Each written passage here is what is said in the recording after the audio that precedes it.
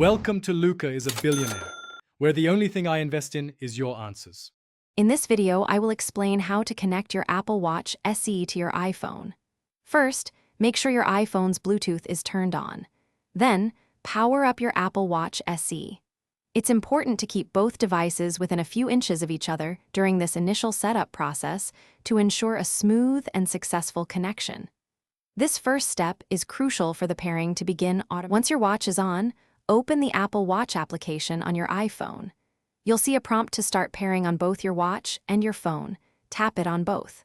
Your iPhone will then ask you to position its camera over the unique animation displayed on your Apple Watch screen. This visual pairing method is quick and efficient, usually taking only a few seconds to recognize your device. To truly master 0 hour, you must effectively utilize your general powers and unit abilities.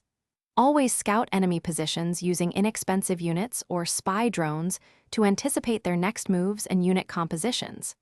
Gaining control of key map points, such as oil derricks or supply docks, provides significant strategic advantages and additional resources. These tactical decisions can turn the tide of any battle in your favor. The final step involves waiting for your data to sync from your iPhone to your Apple Watch.